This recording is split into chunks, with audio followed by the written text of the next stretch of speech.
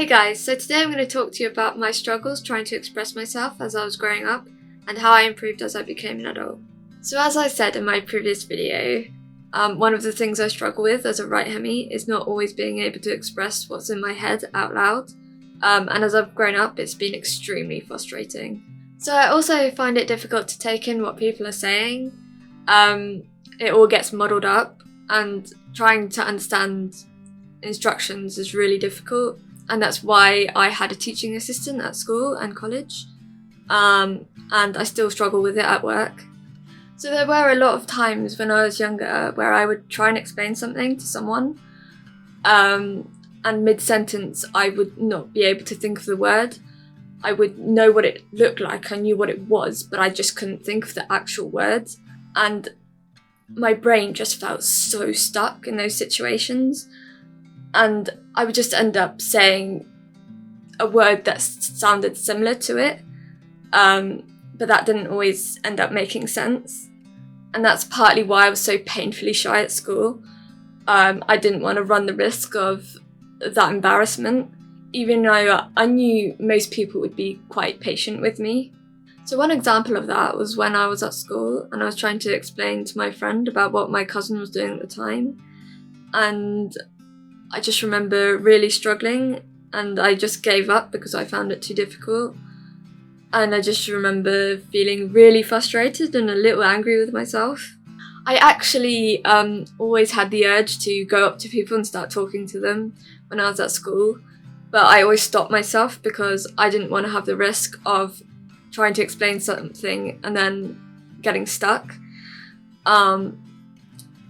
And that's why I always think that if I didn't have this disability, I probably would have grown up a really confident and chatty girl, as I am now with people I'm comfortable around.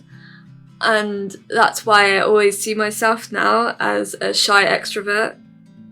I mean, I even find vlogging quite hard, but I find that the script is everything. If I didn't write the script, I'd be struggling so much right now. But vlogging is always something I've wanted to do. I was even doing it when I was little before I knew what vlogging was.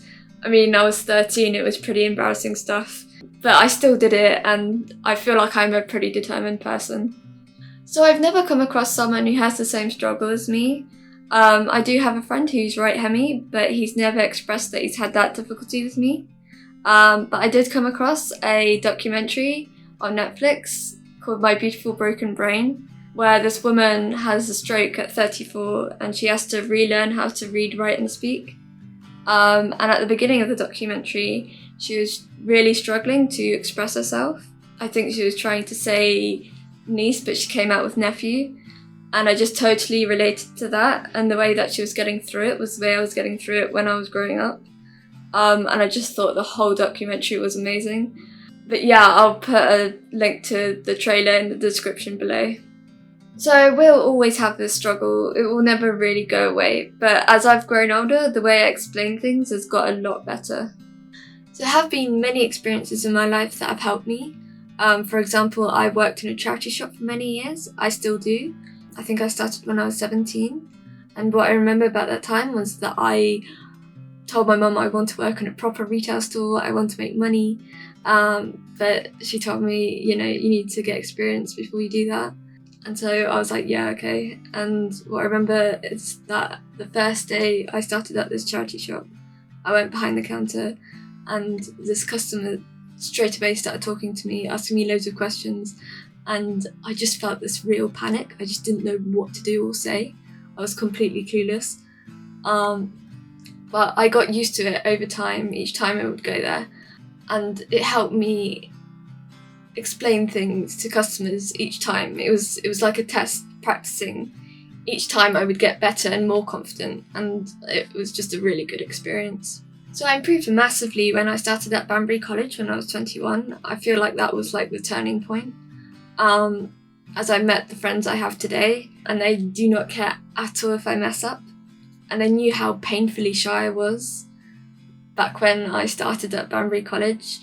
And back then I would put this barrier up because I had been bullied so much in the past, and I was so scared that they would turn out like that. But over time I sort of realised, they're not going to be like this. And I just opened myself up to them, and they just found out how much of an extrovert I am and how much of a chatty person I am as well. So being very close to them helped me quite a lot. I didn't really notice this at the time, but my family were noticing that my vocabulary had increased in my sentences, and I was explaining things a lot better than I did before. My social life really started around that time, and I was meeting people outside of college who are my absolute best friends now. And I even got into a relationship at the time, and that helped me communicate with so many other people, and I started caring less if I messed up, which was amazing. So when I was 24, I started up my first retail job, and it was very similar to working at a charity shop, but it was a lot more pressure because there were double the amount of customers. But that ultimately helped me gain more confidence in the way I explain things to customers, and it helped me talk more professionally, which was amazing. And I have told my employer that I struggled to take things in, and that's helped with how we communicate. So as I've said before, I will always have this struggle, but I have a lot more confidence now, and I don't overthink it, and I care a little less if I mess up my words, as I know a lot of people around me will be very patient with me. Thank you so much for watching, guys. Please subscribe, and I'll see you in the next one.